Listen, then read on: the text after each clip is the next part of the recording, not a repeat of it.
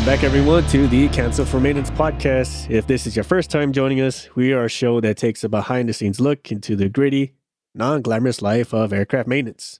We share some laughs, impart some wisdom, all in hopes of giving you that split seconds relief in your day that can hopefully prevent a mishap. I am your co-host, Six. I'm MVP. And our third host, Shoreline, is currently in the background, silently listening to our audio, making sure our faces stay fit for radio.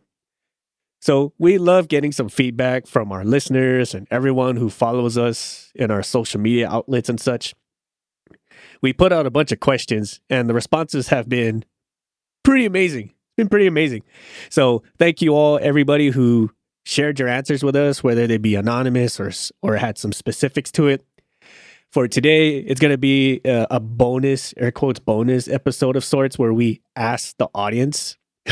We read off some of the responses and we give some of our 2 cents about it. So first question, we asked the audience, what are your top 5 tools that you must have in your tool bag / toolbox? I'm going to read off some of the common ones and then I'll tail off with the less than common ones. So for common ones, pen, a mirror, a multi-tool, a flashlight, and a set of screwdrivers. You know, I didn't expect the pen. I'm not going to lie. I didn't expect the pen. Yeah, and it made me think about everything that I heard when I first became a maintainer, and that was all good mechanics have a pen and pencil on them. Yes. So kudos to the listeners who are better than I, because I would not have thrown that on there. Yeah, me neither. Said something else. You know, me personally, I would have said something like, "Oh, okay, pen, not so much. Mirror, yes. Flashlight, yes. Pockets or a set of screwdrivers, absolutely." I would have said probably something like, I don't know, a dead blow hammer, or yeah, mine was going to be a Ford wrench. Yes, right. That's something what mine was going to be.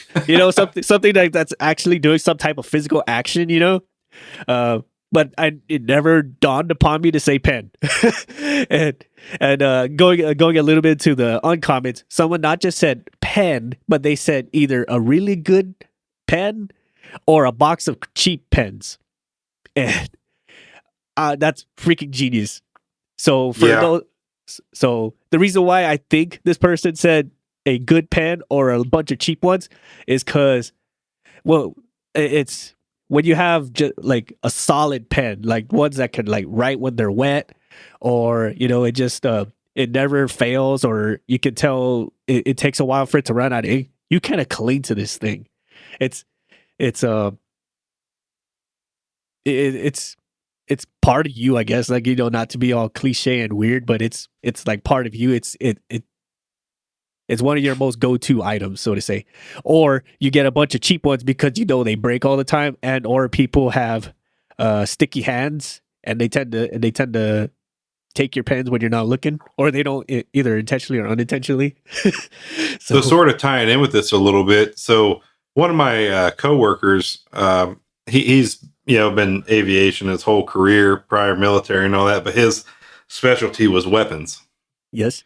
He was a weapons troop, and if you ask him what you should always have on your person, whether you're in the hangar or on the flight line, and his response every time is always a grease pen.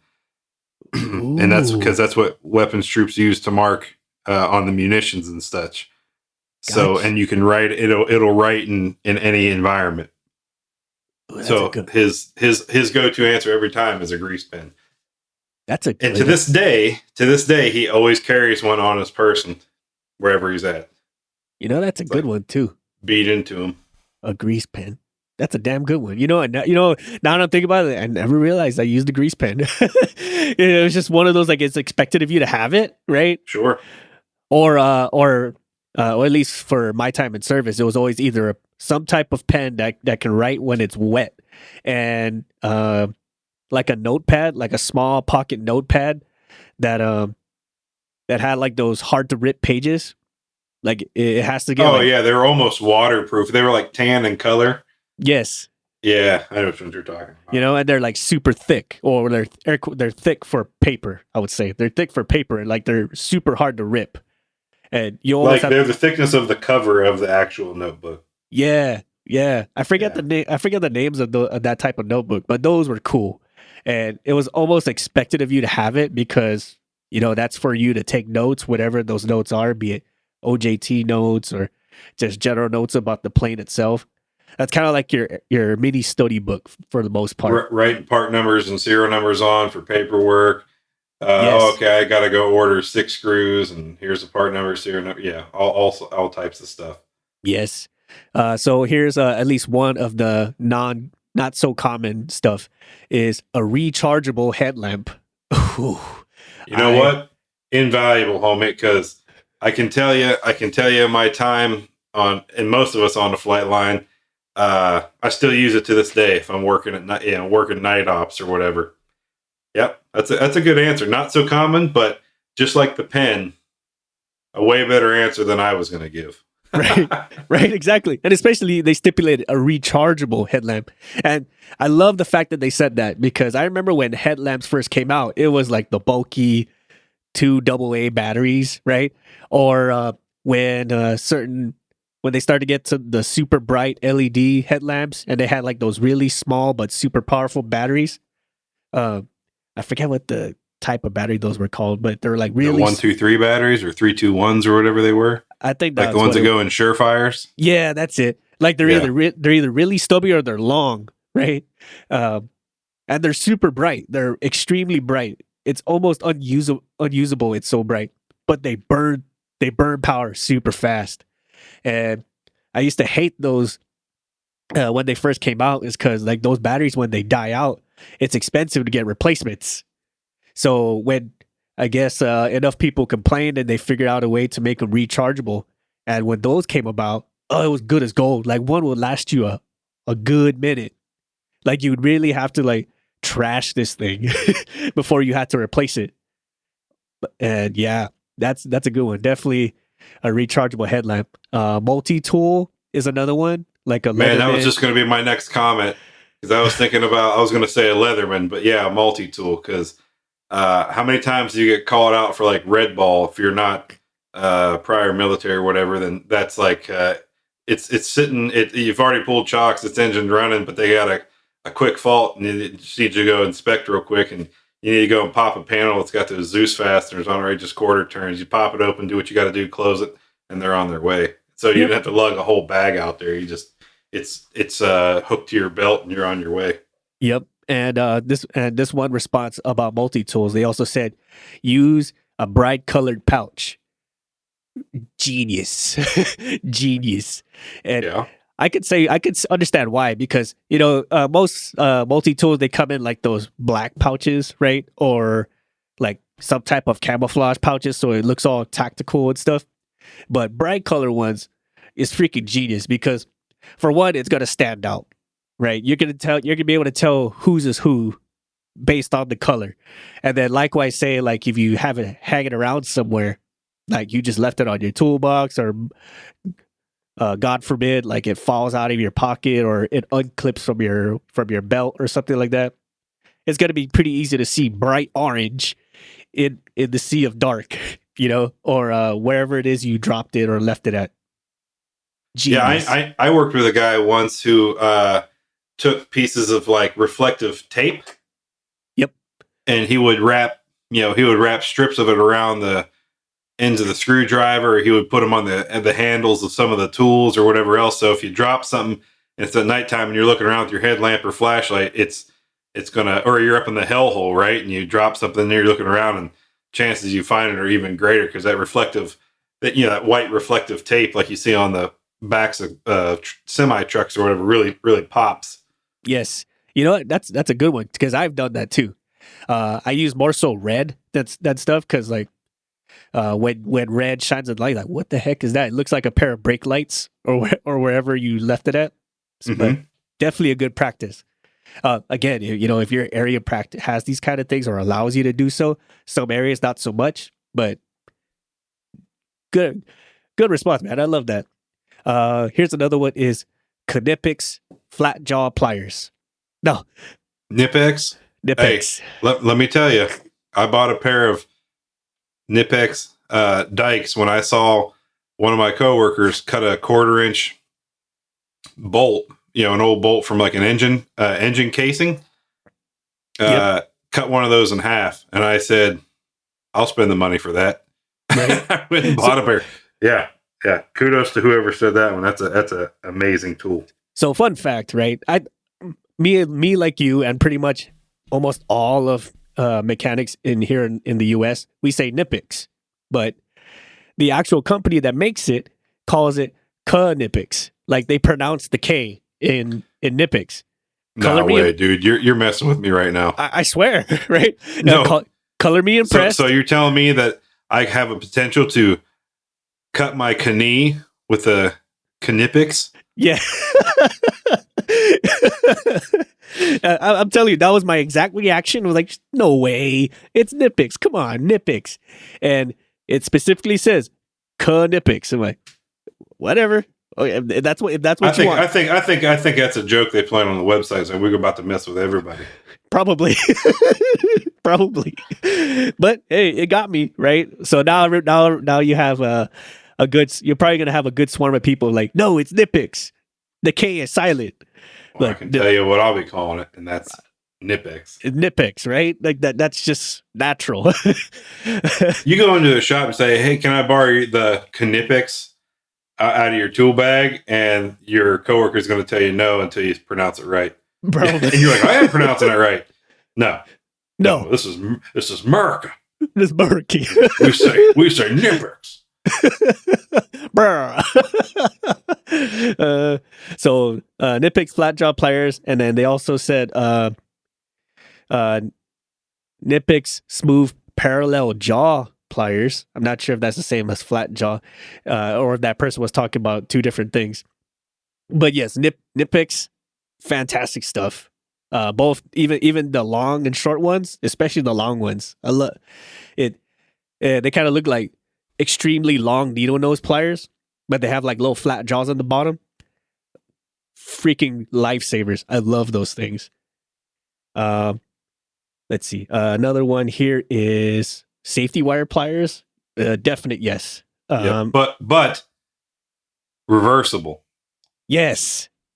Thank you. I was going to say exactly that, because I mean, having just the one-way safety wire pliers, like the ones that you just lock in and you can only spin it one way. It's good. It's a good flex that you can do in one direction and or do it by hand, which we recommend that you learn how to do, because some areas you just can't fit safety wire pliers in. But having the ones that can have reversible direction is a game changer. I love those things.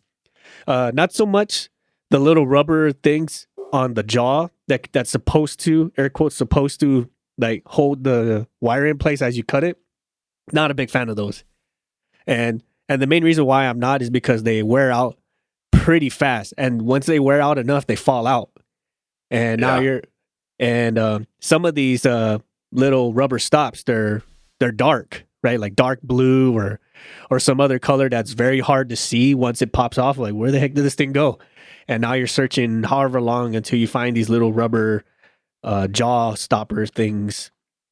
Yeah, but definitely like the reversible ones, fantastic. Or the ones where you can go different directions. Love those things. And have them in different sizes too.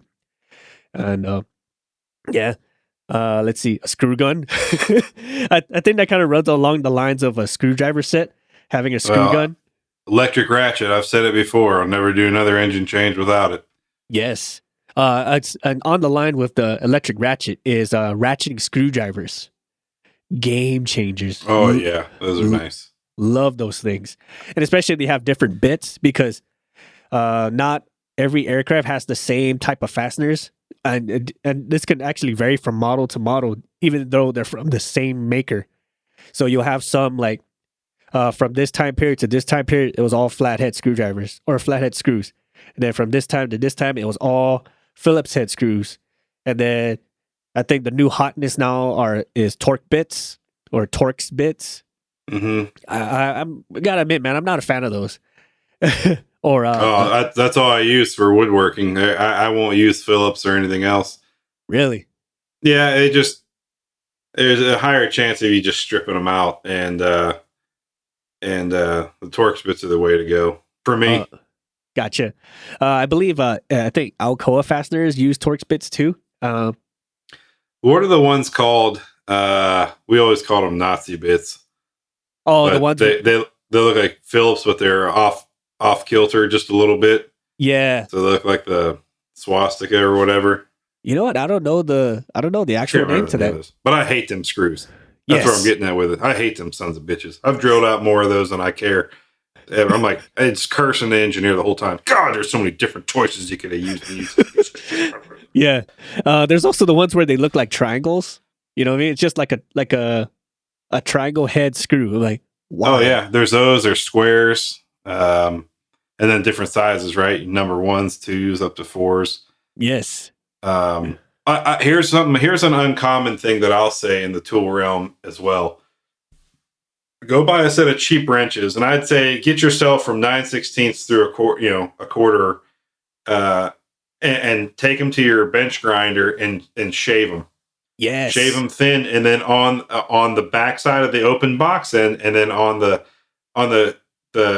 shaft side of the open box, and on the shaft side of the box end, round those in a little bit to where I wish I had a picture I could show you guys, but basically make it real kind of thin in that area. And why? Because there's so many of you know, but there's so many areas on these aircraft that to get in there, a normal wrench doesn't fit, or it does fit, but when you loosen the hardware up, now you can't get the hardware out because the hardware can't get out of the way, but your wrench is smashed up against the bulkhead or something. Yes. So shave them down, but then sometimes you can only get a quarter turn at a time. Well, if you narrow out that right at the, let's say at the base of the box end, if you thin the handle right there just a little bit on both sides, put curves in it, if you will, now you can go from a quarter turn to a half turn, and it just lessens the time that it takes to get that particular piece of hardware out of there.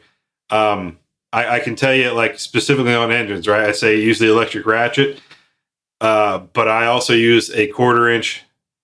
I have a snap-on 1/4 inch on one end and 5/16 on the other, and I shaved it down. And because there's so many, when you're pulling components off the engine, sometimes the shaved one, that distance between the case and the head of the hardware is so thin. So sometimes your regular 1/4 inch doesn't work. So a shaved one's the only thing you can fit in there. And the good part about that is that Snap-on, because they don't actually make that tool. So you know how if you shave it down, oftentimes they'll say, well, you modified the tool and it broke. We're not going to warranty it because you modified it outside of its original spec. Well, I did break one once, and I went back and I said, hey, and they said, well, you modified it, but because Snap-on doesn't make it and you needed this specifically to do your job, they warranty it. Wow. So little tip for some of you out there. If they don't make it, Snap-on's pretty good. They're expensive, but they're pretty good about honoring that warranty, because if you had to modify a tool to do the job because they didn't make one specifically tailored to that job, then oftentimes your rep will replace that tool. Nice. That's a good tip. You hear that, everybody? That is definitely a good tip. I did not know that. I thought we just modified it and just kind of like accepted it as a cost risk, like, well, if you broke it, then it's going to cost more to replace it because it's not under warranty. Then we got to modify it to the same spec however you had it. Well, and not to the point where it's going to break again or break as easily or whatever. That's a good point. Yep. Let's see. Another one here. They said, kind of along the lines of a grease pen is a permanent marker. And I can see this for sheet metal. Yeah. I can definitely see this for sheet metal because I've actually had to do a whole lot of stuff with permanent markers in sheet metal. Another one is duct tape.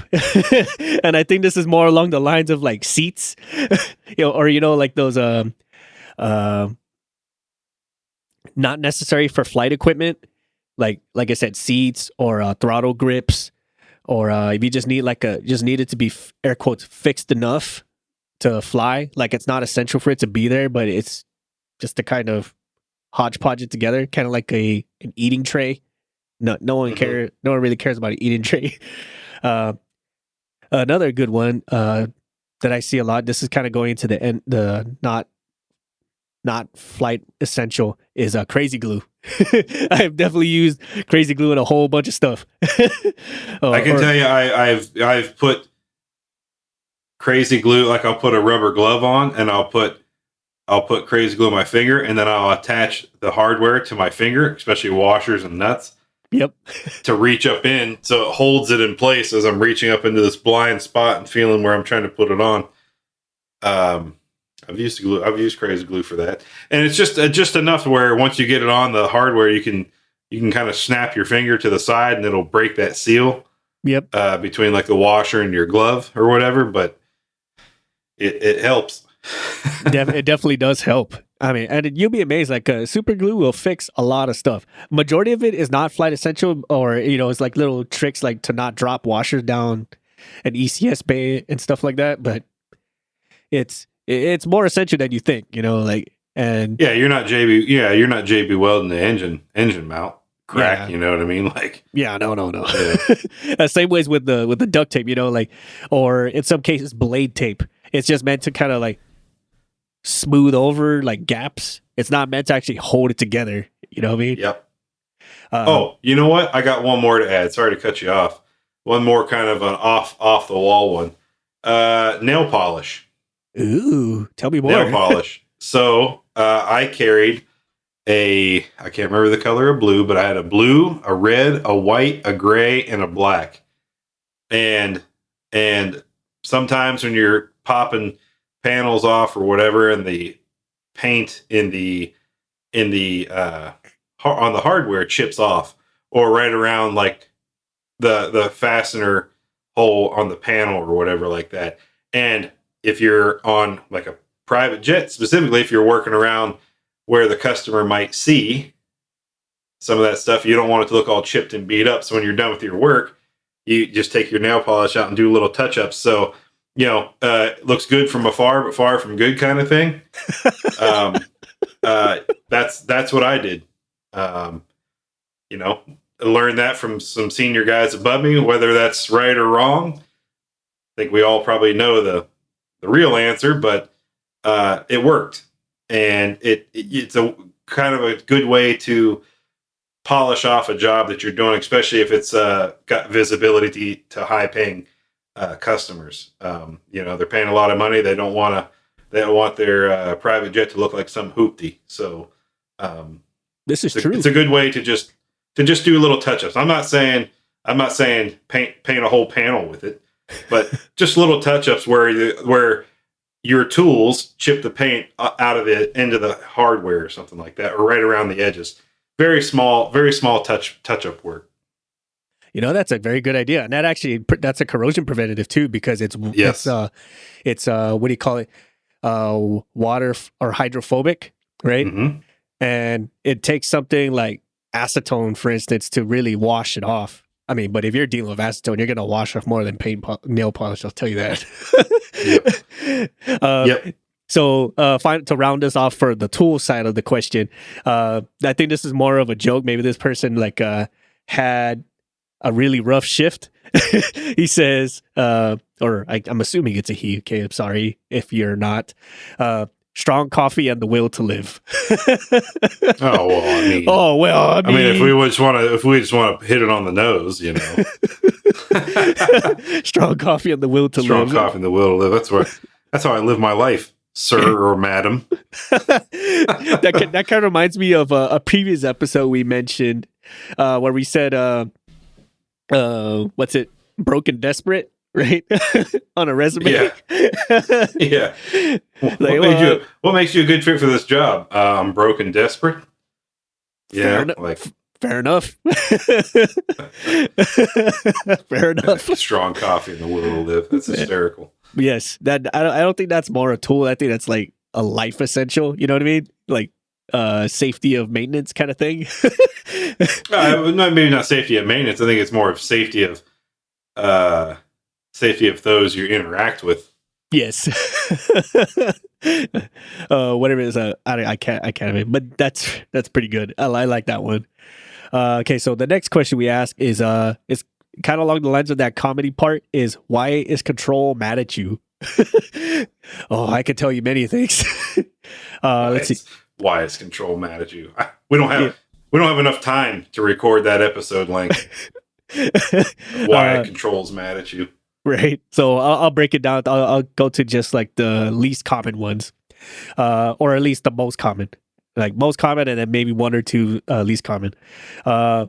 You're taking forever for an inspection they just told you about 5 minutes ago. Ooh. I laugh because it's true. It's true. Like, well, what's that one Samuel L. Jackson meme where he goes TikTok? Oh yeah. Yes. And then the other Samuel L. Jackson. You ever seen that movie Black Snake Moan where he's just standing on the porch, staring all crazy? Like, so when you look at Control and they're just looking at you like, are you done with that inspection yet? Yeah.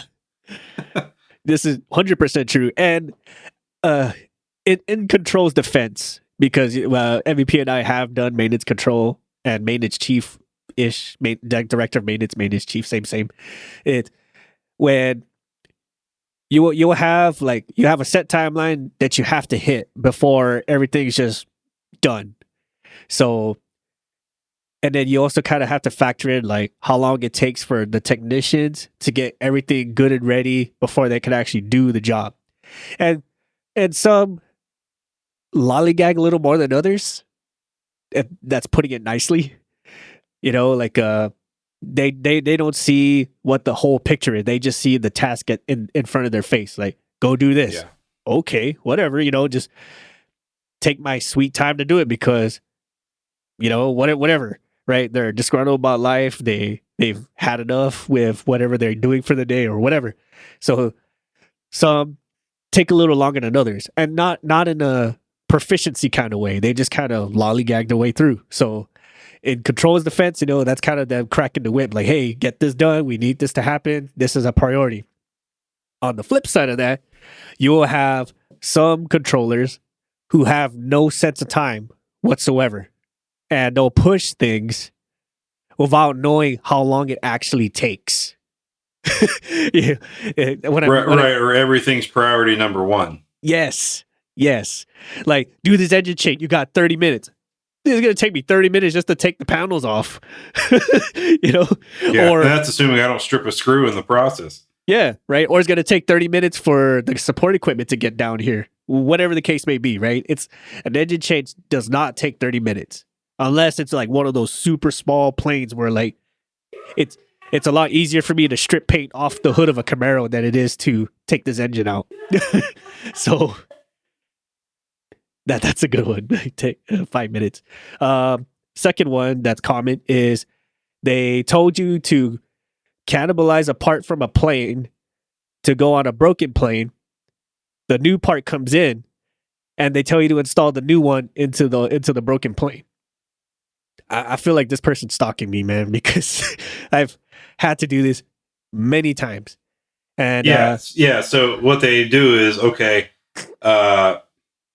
we're gonna put this out of the can bird. We're gonna take this part and we're gonna stuff it into the next day flyer that's currently broke. We're gonna do that just in case that new part doesn't arrive, though. Even though we've got multiple confirmations saying it'll be here with well enough time to install and ops check and whatever else, but we're not going to take the risk. So we're just going to make sure the bird's good now. And then if the part happens to show up, then we're going to go back and do that all over again. You're going to take the part out, the part that you just put in out, put the new part in, ops check it. Once that one's good, then you're going to go reinstall the other one back on the cam bird. I'm not going to lie, MVP, I half expected you to sing the put your one foot in, put your left foot out, and shake it about. Yeah, I mean, it's essentially what it is. It's the hanger hokey pokey. It is. It really is. For the unversed, whenever you cannibalize a part, you're technically, what's going on is you have a broken plane, and logistically, you're saying, hey, this part needs to be replaced. And so you create some kind of a supply demand for this broken part. And you're temporarily, air quotes, temporarily filling it in with a part that you cannibalize from a different plane. Now, in a perfectly logistic world, that supply demand you just created for the broken plane gets shifted over to the plane you just stole from or cannibalized from, and you're supposed to take that cannibalized part and stick it into the broken one, and that now belongs to the broken one or the supposedly broken one.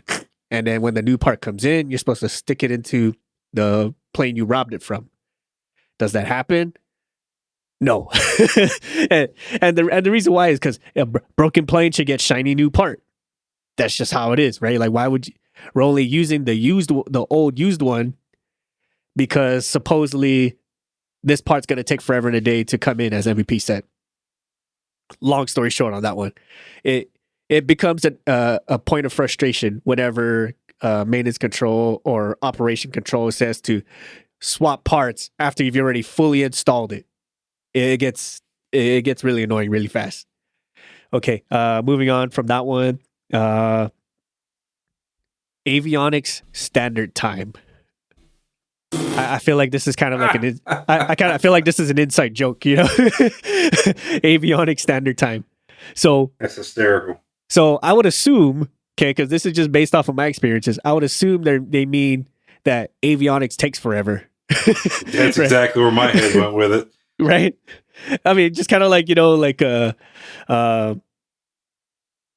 you tell family members to show up at 9, knowing full well they're going to show up late. So you tell them it's going to be earlier, so they show up air quotes late, but they actually showed up on time. Right.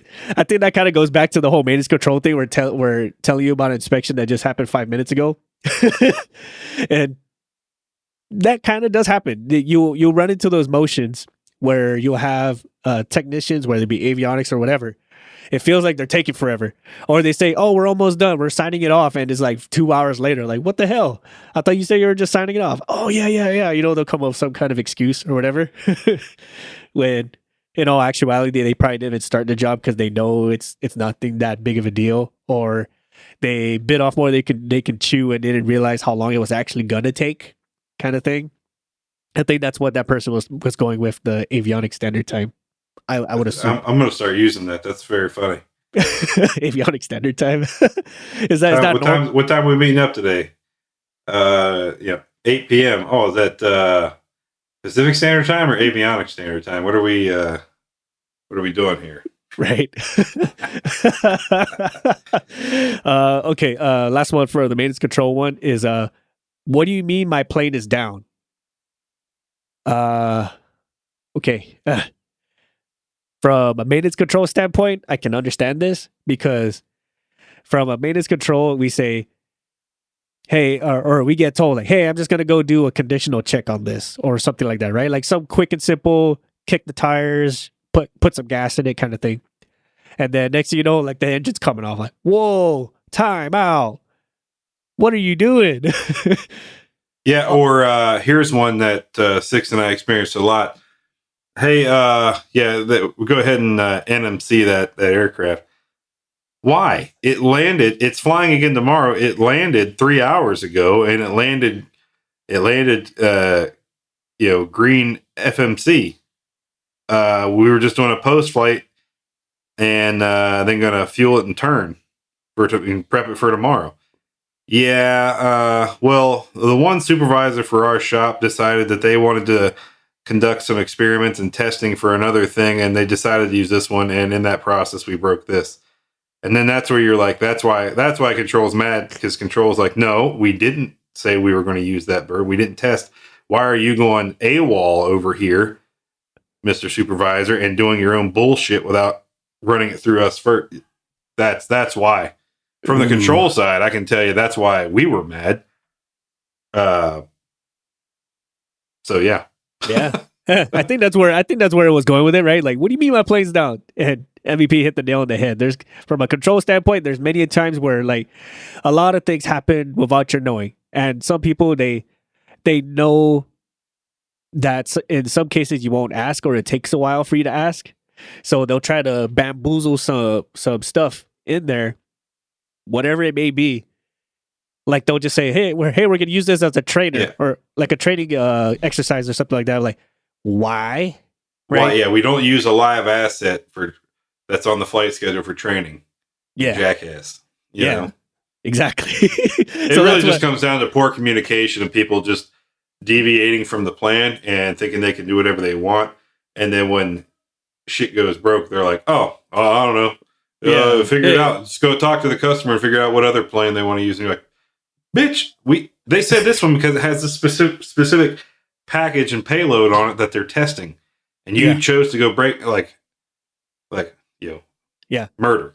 Yes, seeing red already, or like I don't know. It was broke when I showed up. Like okay, you just so happened to notice that this part here was stripped out.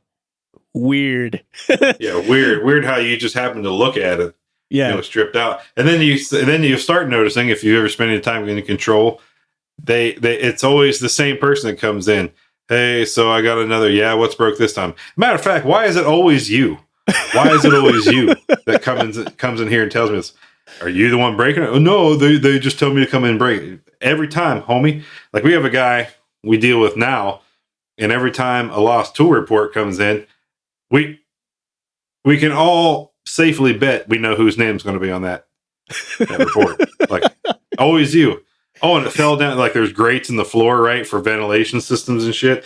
Yeah. Oh, I lost the tool, but it went down the grate. Weird how you're the only mother. You could be on the other side of the planet and you'd see that bitch fall through the grate. Like, sorry for cursing everybody, but that's holy cow. Oh man, I'm trying so hard not to cackle right now. But that's a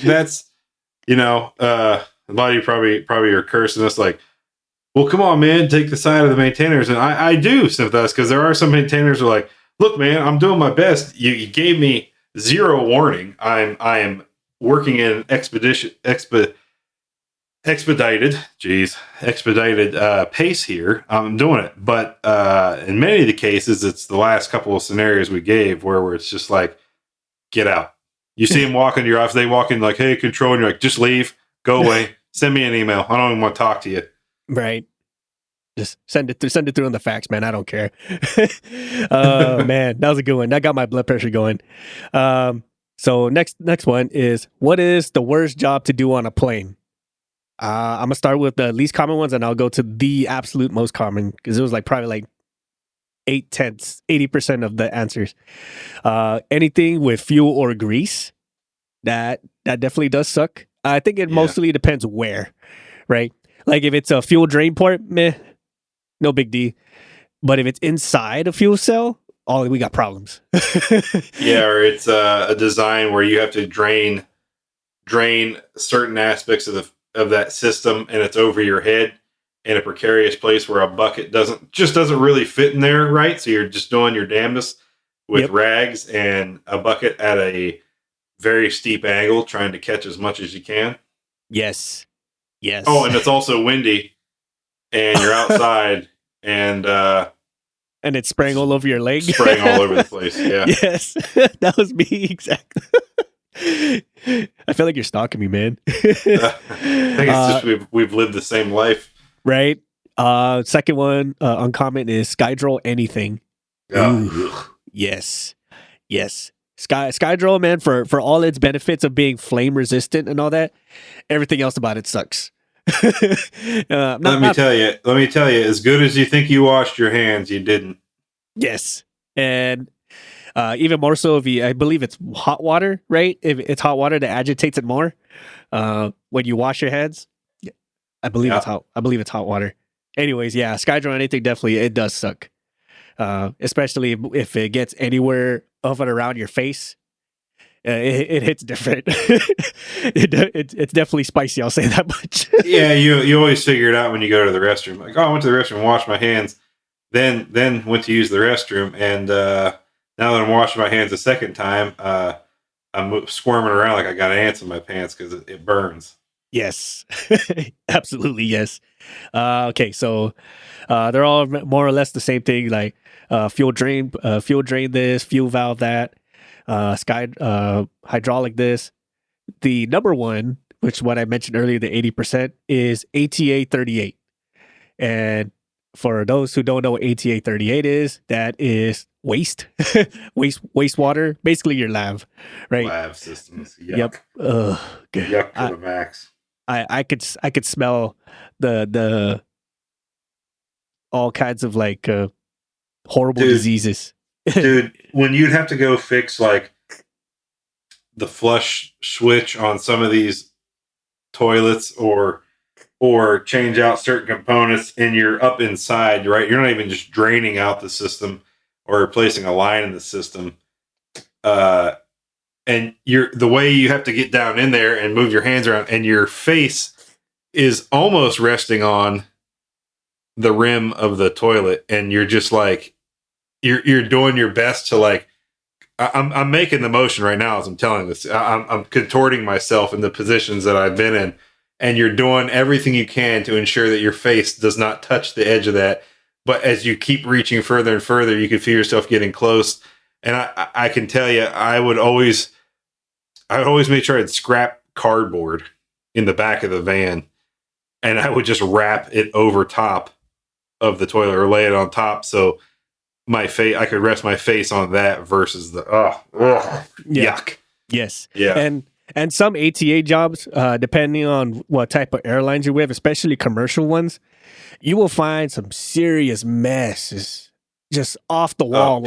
People are gross, dude. Yeah, it's people are gross. Like, why? Right? Like, it looks almost like a very run down gas station bathroom. You know what I mean? Like, they made every attempt to poop and pee everywhere but the toilet, right? Yeah, it's like people went and had a large meal of the spiciest Indian food they could find, did 25 jumping jacks, downed lukewarm milk that had been sitting in the sun for a while, and then got on a plane. It's just horrendous. Yeah. Horrendous. Yeah, it's disgusting, man. And so I can understand why that is like by far the worst job, because dealing with like aircraft waste is one thing, but dealing with human waste, yeah. Well, because people are disease carriers. Yes, I think I told this story in one of our earliest episodes. But I worked with a guy, a Filipino guy, and he said back when before he came to the States, when he was working, it was in Manila, and he was working for Philippine Airlines, and his one supervisor, they had in one of the, like they had a clog or something up in the tank, so they popped the top of the tank, and they couldn't get the clog, and finally his lead came up there and just took a screwdriver in his arm and just jammed it into the tank, full tank, without any rubber gloves or anything, and he knew how to fix it, and he just popped it open or whatever else.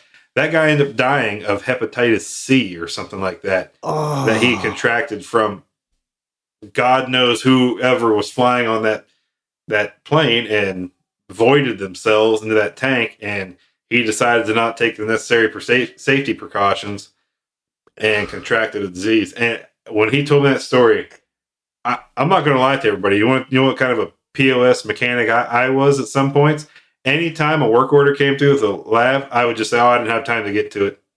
And I'd just leave it on MEL. I just didn't give a literally just didn't give a shit, you know, like, yeah, I don't blame. I just would avoid it depending on what the work order was. If it was changing a switch here and there, okay. Or if it was like something where I know for a fact I'm not going to get sprayed and covered or whatever else, then sure. But if it's like, hey, there's a clog in the line, look like that motherfucker staying clogged, homie. I ain't doing it. Put some yellow tape on the lab. I don't care. Tell the pilots on the next flight to ferry to home station and put on parachutes and abandon ship halfway through. Let that thing just auger into the mountainside, you know, write it off. It is so true, man. And I do remember you mentioning that. So much so, we actually made a comic about an episode of fixing a lav. Yeah, it sucks, man. 100% agree. ATA 38, terrible. Absolutely terrible. The worst job in aviation. Absolutely.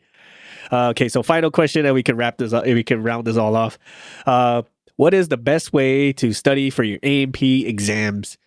I believe you and I covered this many a times, and well, sorry to cut you off, but I think this answer is going to change a little bit from the conversation you and I had the other day about one of our listeners and them studying. So when I went through, it was the what was it? 6. It was the APA.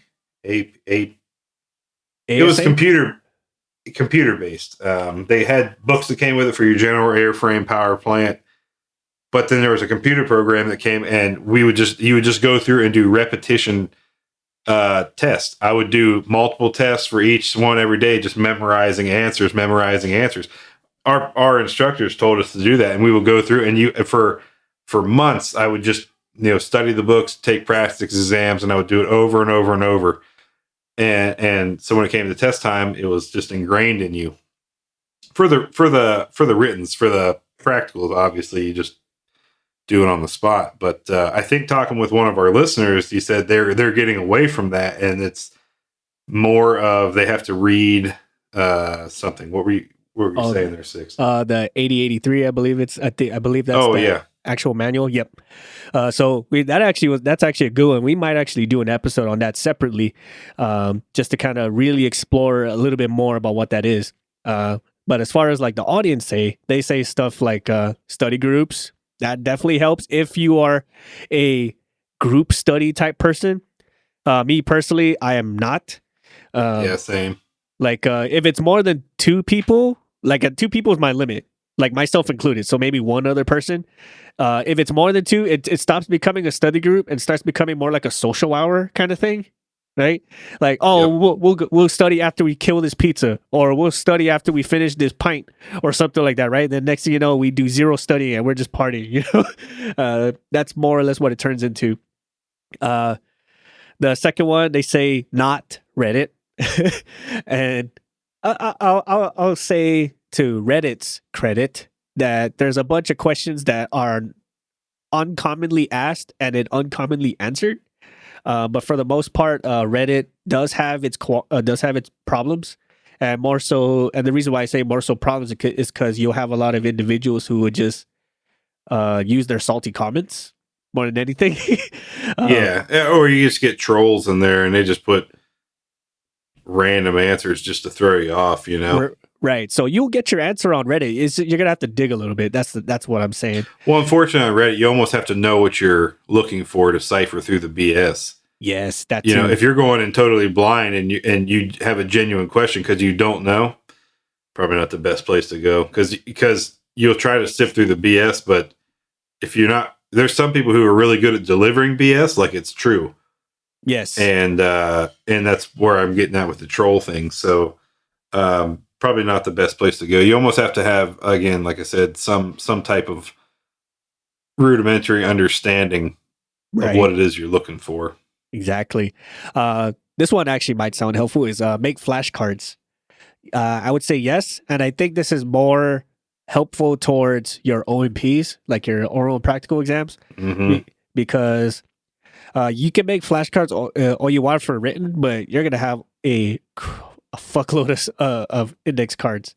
And I think maybe for the oral practice, that's where the group setting comes in. Maybe it's better that way you're getting somebody reading it to you and you have to answer. And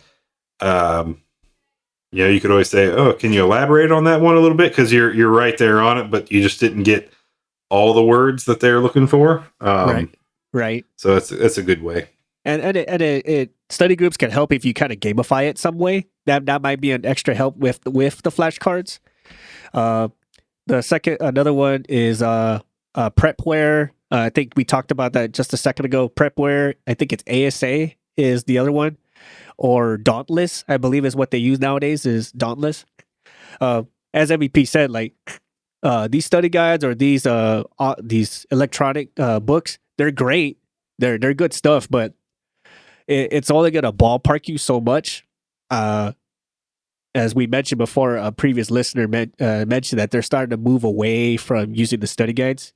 They want you to be able to understand the concept more than just studying answers. And this kind of goes. They want you to know the subject versus just memorizing it for the exam. And I'll tell you, you know, when I went through it, that's exactly what we did. That prepware was all mock tests and repetition and ingraining answers in your head, because there was only so many questions that the exam had, and it would be random every time, but you did enough tests, you would get through all the questions multiple times. So again, Right. you just get good with it. Right.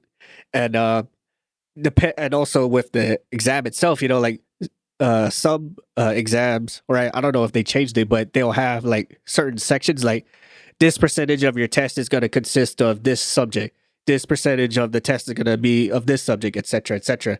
So like if you did enough, you eventually have covered the whole gamut of what could possibly been on the exam, as MVP said, and you'll eventually just pass it.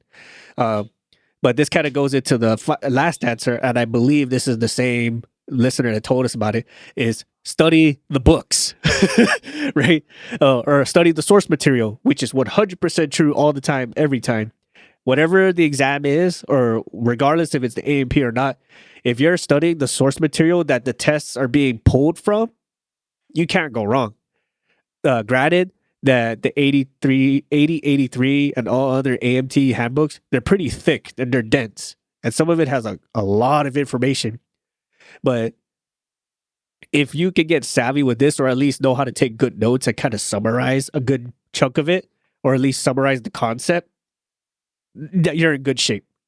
And I believe that's like a good one to kind of leave off with that one, because we will have a whole other episode just off of this topic alone, which we most likely will do in the future.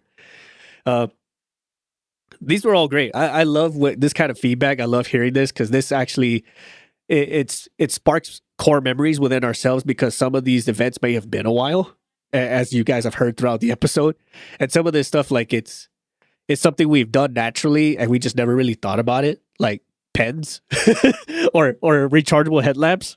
So it's great hearing back from you guys, for one, just A, answering the question, and B, giving us feedback that can actually be useful for people later down the road.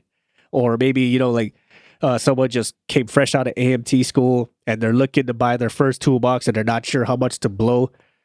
Some will just go ham and buy the full $30,000 aircraft carrier size toolbox and just say, I can't recommend enough to not do that. Right. And I've also heard some people, they say buy the thing, right? But don't try to fill it right away. Just kind of buy the thing and just get the bare essentials, and eventually you'll fill it up. I can't say if that's good or bad. It really just depends on your outfit. Like if you're working for mostly AOG, you might not want to carry that giant toolbox around, or you may not even see it. Yeah, I can tell you, I worked out of a 50-pound Pelican case for years. Right. You know, and could do damn near any job. Now, to tie in with what Six is saying, I think it depends on what you're doing. If you're sheet metal fab and that's what you're doing, is doing artwork all day, because that's what it is to me.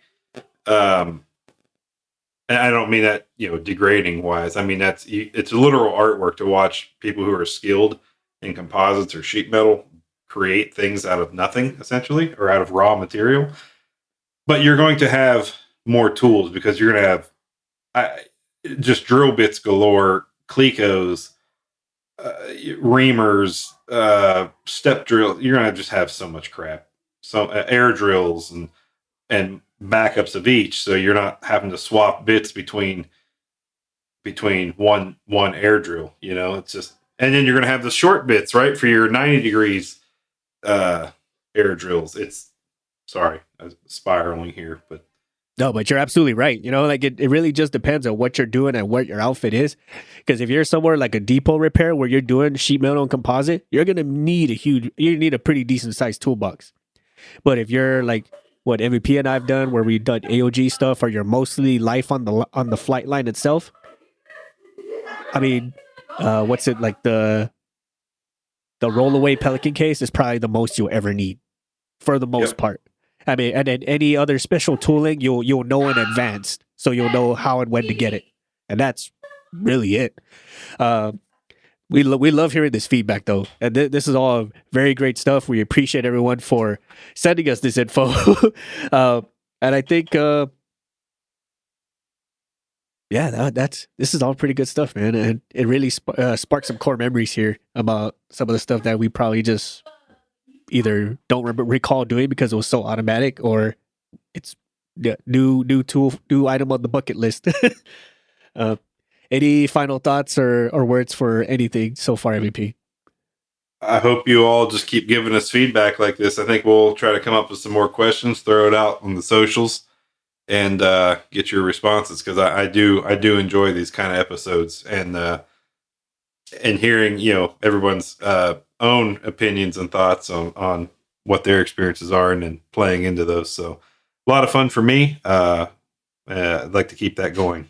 Most definitely. But hey, let us know what you guys think. Like, what sort of stuff, as you're hearing it, spark some core memories for you, stuff that you feel everyone else should know about, what sort of tools they should carry, what's some of the worst jobs, why is control mad at you, how to study for your A&P exams, stuff like that.